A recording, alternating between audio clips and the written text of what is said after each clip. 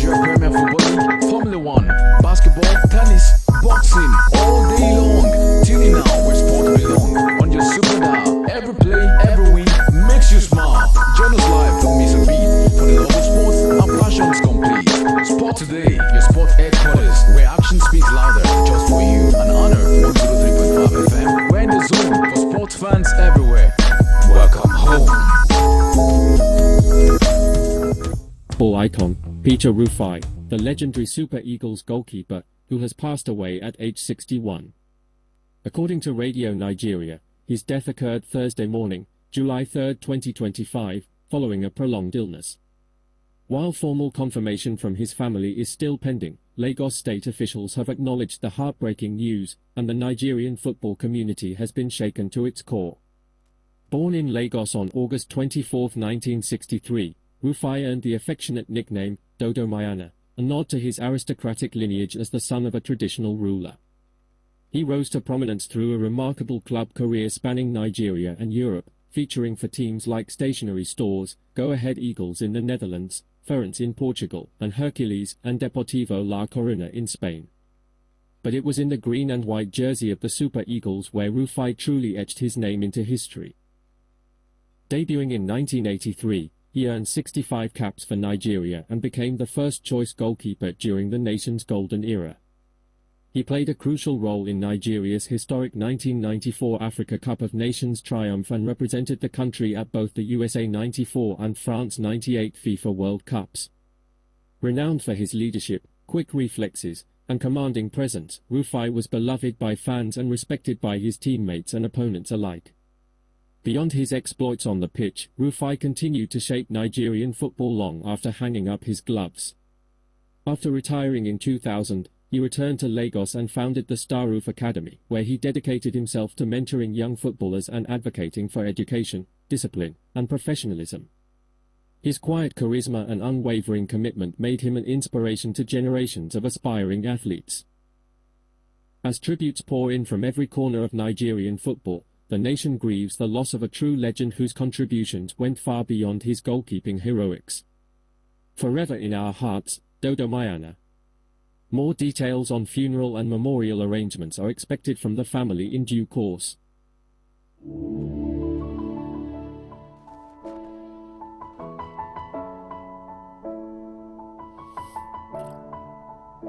It's been a long day without you, my friend, and I'll tell you all about it when I see you again.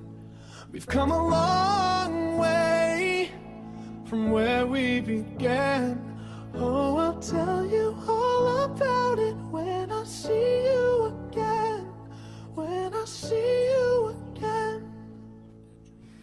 Alright, first it was Diogo Jota from Portugal, and just yesterday late night we got the report involving former Super Eagles goalkeeper, talking about Peter Rufai, also passed out at age 61. What a day we are yesterday.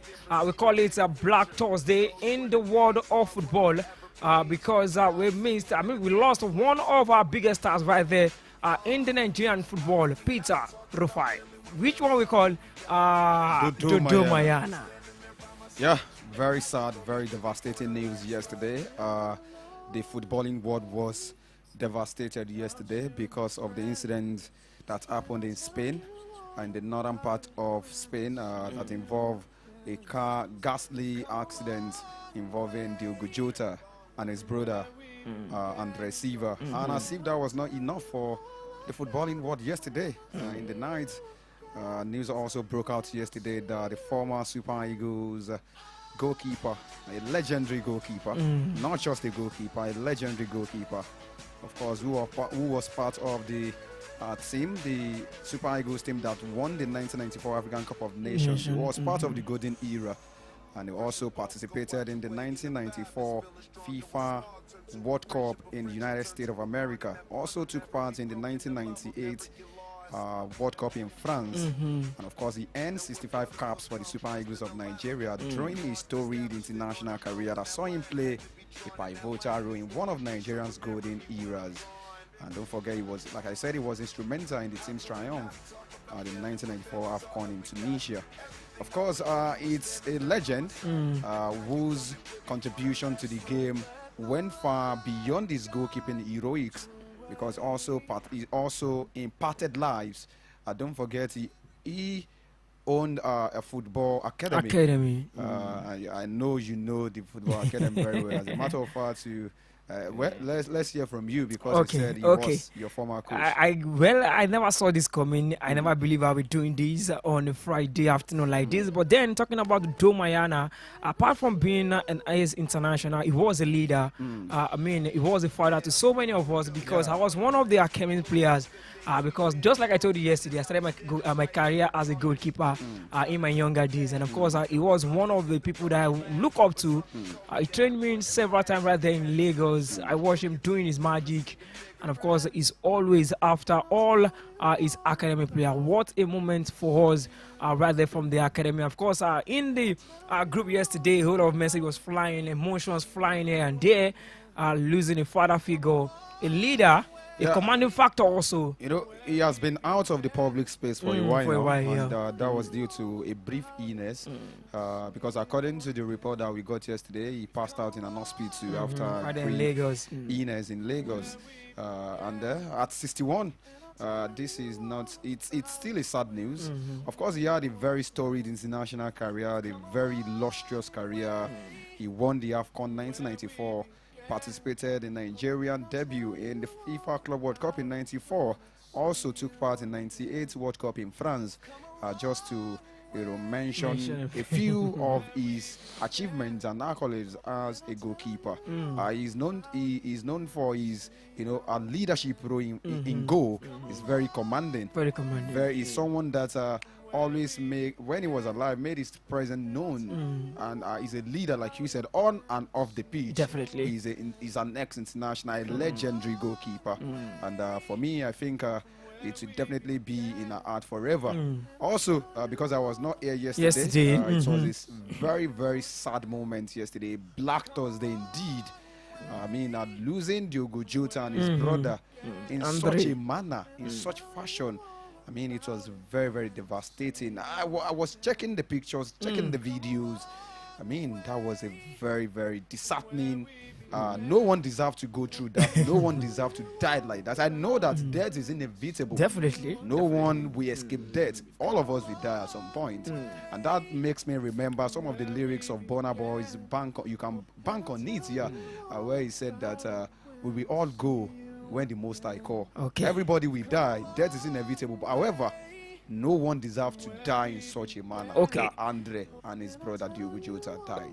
Talking about Diogo Jota, yesterday you were not here, just like you mentioned, and I begin to wonder the kind of character he was when he was playing for Liverpool, and of course we saw his contribution with the Portugal national team in the just concluded Nations League. Very instrumental to Liverpool at some point, even with definitely he was going through a lot of injuries and all that, but then whenever he's on the pitch, you will always want to love Diogo Jota. You always want to love him. Honestly, he's one of the best finishers in the Premier League. He's one of the best attackers, one of the deadly attackers in the Premier League. He doesn't take chances in front of goal. He doesn't waste chances. Very clinical, very deadly in front of goal. And of course, it will be a big miss. It's a big loss, a great loss for the entire footballing world. For Liverpool, they are mourning now. I call them the mourning Premier League champions, because they are supposed to be celebrating, going holiday off season, resuming for pre-season. They'll be resuming on Monday. They'll be resuming, but I mean, that resumption is going to might be extended, because some players will be affected psychologically. Even players, even Portuguese players that are playing for remember team. What is going on right there in the camp of Chelsea. Pedro Neto. So I mean, it's something. He's out of training. Mentally, remember, I think this is a big deal for them. Look at what Cristiano Ronaldo said in his condolence post yesterday, that it doesn't make sense. Nobody should die this way. Nobody deserves to go this way. But what can we do? We cannot stop. It's just a natural disaster that is bound to happen, inevitable. But I mean, that was very, very terrible. Yesterday, a mother lost two sons. A wife lost Lost his husband, her husband. and 3 children lost their father in such a tragic manner. It's very, very devastating. We just have to send our thoughts and prayers to the family of Diogo Jota. I was told that the bodies of both brothers, both Diogo Jota and Andre, were received last night in his country home in Portugal, very close to, Portugal, in Porto to be precise. It was very, very sad. Our tributes keep pouring in. I people- was about to say that Liverpool fans are already sending in their tribute. The coach of the side also did that. Even the former manager, Joey Klopp, former manager did that. his Several players condolence coming out. message Sports was presenters very, very- also sending condolences right there to the Jota family. What a big moment for the world of football yesterday. honestly, it was very, very sad. It cannot be forgotten in a bit. It cannot be. It's something that will be remembered forever. And I like what Liverpool did. They have immortalized, or maybe they are planning, because I heard a report that they are going to immortalize his number 20. I mean, jersey. Portugal said that yesterday also. The jersey number 21 will be retired. That's what you can do. Retire it, immortal. As at the age of 28, that was an untimely death. I mean, this is someone that he has a lot to prove. He had a lot to prove, because of course he's having a very fantastic career. Before his death, he was having a very fantastic career, but you can see there that he's still a very, very proactive and active footballer, despite the injury, struggles rather. Whenever he got a chance to play, he made some notable records. He broke some records. Maybe I'm trying to look for it. Let me just to celebrate Diogo Jota and our own Peter Rufai. Because of course yesterday was a Black Thursday. We can never forget Thursday. I mean yesterday in a hurry, because of course it was very, very very sad for the footballing world, most especially of course for Diogo Jota at Liverpool, and of course for Portugal as well. Of course for Nigeria, because of course we know that this is someone that I'm talking about. Peter Rufai is someone that a lot of people look up to as a great legend. I'm looking for the for Diogo Jota. He was born December 4, 1996, and of course he passed away just yesterday, July 3rd, 2005. He was a former Wolverhampton Wanderers player. He joined Liverpool in summer 2020. From Wolverhampton Wanderers. Yes, and of course, he has been so very instrumental for Liverpool. I mean, I could remember some of his beautiful goals, scoring for both Liverpool, scoring for Wolverhampton Wanderers, scoring for Portugal also. At some points, he never can. That jersey number 20 is always dangerous whenever he's on the pitch of playing against the big side, playing for a country also, alongside the likes of Bruno Fernandes, Cristiano Ronaldo, and several other Portuguese players. Emotion in the camp of Portugal, and of course Liverpool as we speak. Even players that are not in Liverpool, we mentioned Neto of Chelsea also. He was not in training. Of course, he's still dancing in that moment that happened yesterday. Big one, sad one. A lot of them. I saw a video of Konate on the social media yesterday, showing moments alongside Diogo Jota. A good gamer also. He was a gamer. According to reports, he is the best player when it comes to that Liverpool squad. That was part of his notable achievements. I'm still trying to find it. Maybe during the course of the show, we'll definitely get that, just to make sure we have notable. We celebrate Diogo Jota. He had a very, very stellar career before his untimely death.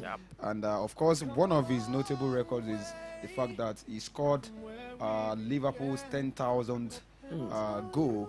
I think that was in 2021. I'm not sure, but I know that he was the player that scored 10,000 Liverpool goal. And also the first player to score under new manager and slots.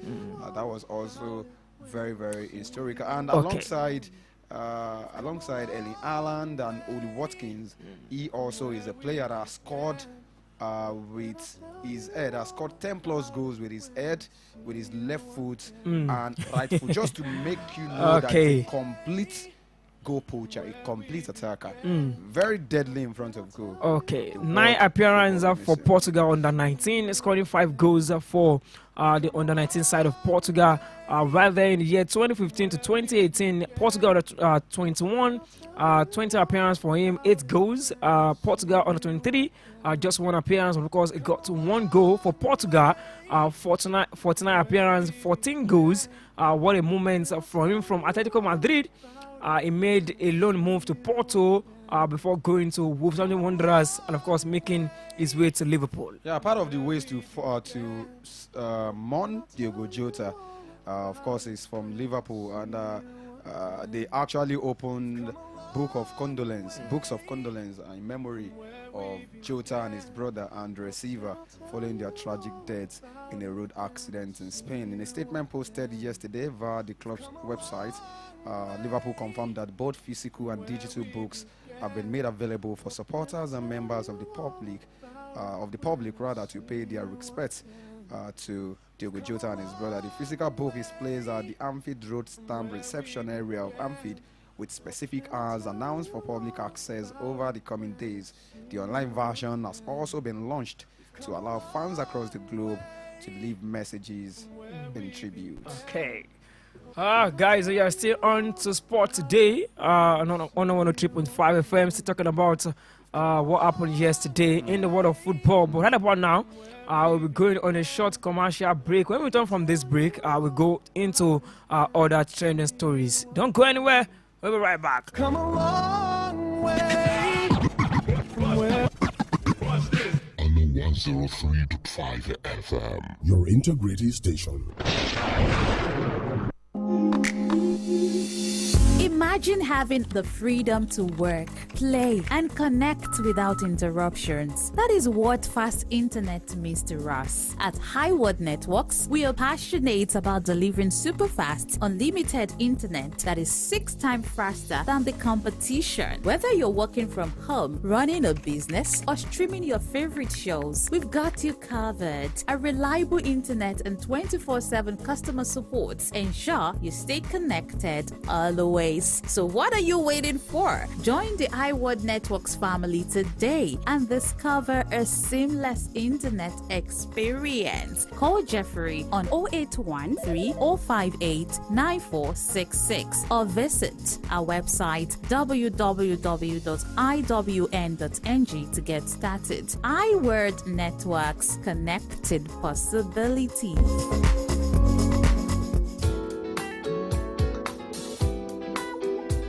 Hello there. Can I have your attention, please? Are you an industrialist, a businessman or woman? Are you an internationally acclaimed business realtor in the large or small scale industry? Are you a market man or woman? Or do you own a shop just down the road and you don't know how to promote your business to your community and beyond? Have no fear. Honor FM Radio Market is here. With every small amount of money, you can advertise your goods and services without sweat. Take advantage of our bumper package now. Visit our marketing department or call Rachel on 0808 6075 600 or 080 7777 4880. For your business, goods, and services to excel, partner with Honor 103.5 FM. You know why? Honor and integrity is our watchword.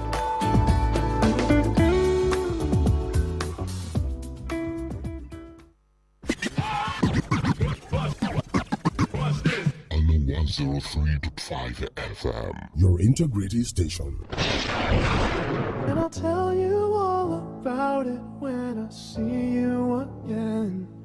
We've come a long way from where we began. Oh, I'll tell you all about it when I see you again. When I see you again. Okay, we've come a long way, and of course, definitely one day we'll definitely meet. Again. Definitely. And you know what is even more heartbreaking and sad is the fact that he got married a few days ago, and now he's no more. Look at that. Someone that got married few days ago, or few few weeks weeks ago. ago. Just to put it that way. To his long time To his long girlfriend. time. He even said it that he was the luckiest man in the world for marrying his wife. His kids are very young, 3 of them. and I was even thinking the plight of his parents, losing two brothers, in 2 a- promising brothers. promising brothers in a day to one accident, car accident. I mean, the car got burnt to ashes. They couldn't even identify their bodies. That was why it was even it took time for them to even report it to identify that it was Jota and his brother that died. I mean, it was very, very devastating, very, very sad news coming from the world of football this month. And let me quickly take some of his records, just like I said, notable records broken by Diego Jota before his untimely death. Fastest Premier League goal by a Liverpool substitute. He did that in January 2025 when he equaled the record for the fastest goal by a Liverpool substitute in Premier League history, scoring just 21 seconds after coming off the bench against Nottingham Forest. And the record dates back to when such statistics began being tracked in 2006 and 2007 season. Also, the first Liverpool goal under and his slot. First player to score a goal under and his slot. Just like I said before, first player to score in first 4 home league appearances For Liverpool. for Liverpool. Leagues, also Liverpool's 10,000 goal in all competition. He did that in October 2020. He made history by scoring the 10,000 goal in Liverpool's history across all competition during a Champions League match against Midtjylland, the landmark moment for the club. Elite hat-trick of finishing skills. Just like I said, he scored 10 plus goals with his left foot, right foot and head, underlying his reputation as one of the most complete finishers in the league. And just like you said about being a gamer, he ranked number 1 in FIFA esports. Just to show that he's a passionate gamer off the pitch. Jota reached number 1 on FIFA 21's champion leaderboard in online play, showing his competitive edge wasn't limited to real-life football. And he has the highest goal scoring conversion rate among recent Liverpool players, and also top 5 all-time Liverpool substitute goal scorers. Key contributor to historic unbeaten run, one of Liverpool's most expensive signing. Don't forget when he joined from Wolverhampton Wanderers in 2020 in a deal worth 44.7 million euros. He made the record to become the club's 11th most expensive player at the time, and the investment proved to be worth every penny as he quickly became one of the side's most dependable goal scorers. All right.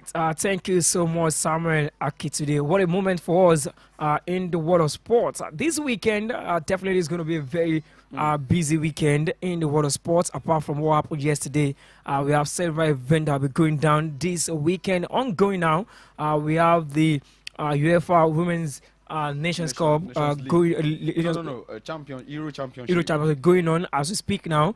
And this weekend, the WAFCON 24 also we kick start. We'll look into that. Don't forget that FIFA Club World Cup is still definitely will start today. And Chelsea will be in action early hours of tomorrow, 2 a.m. Nigerian time. A whole lot is going on right there in world of tennis. Fluminense will play against Ali 8 p.m. Nigerian Okay, time Samuel, today. quickly, because of our time, let's jump into all this conversation. Let's start from the FIFA Club World Cup that will be going down today. It's going to be a big one. Halila will be in action against Fluminense. That's a 50-50 game. Any one of these sides can qualify.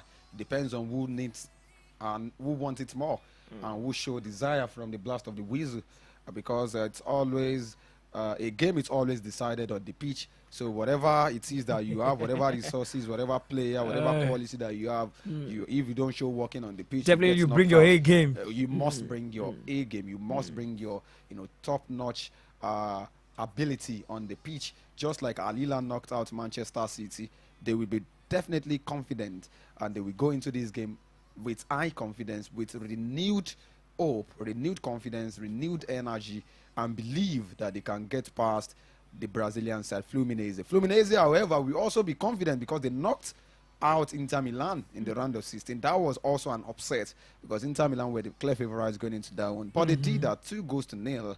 They didn't even concede a goal. So they will also be very, very confident. Don't forget, at the heart of their defense is a legendary defender. Thiago Silva. So I mean, he has been very. He's been one of the best performers in this tournament so far. One of the best dependable players.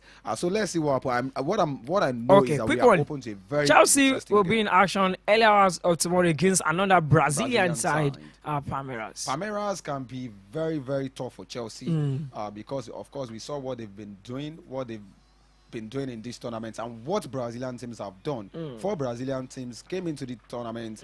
2 have been knocked out, but all of them made it past group stage. That also underscores the fact that they are very, very good and very, very solid. Palmeiras against Chelsea, well, let's say 50-50. On paper, Chelsea looks like the favorite because of the the caliber of the team, the quality of their sides and all of that. But for me, so far so good in this tournament. Putting their performance into context, both clubs have something to play for. Palmeiras also. If Flamengo can defeat Chelsea 3-1, Palmeiras can also draw inspiration from that. And say that we can also wrestle power with Chelsea tonight, in early hours of tomorrow. Okay, because of our time, let's take stories from the world of tennis and talk about what is going on in London. Several games went down yesterday. Alex Di Matteo was in action and several of them like that. But then today also we are open to some interesting game right there in the world of tennis. From the female category, only world number 1 still remaining. World number 2 out. World number 3, 4, 5 all out of this tournament.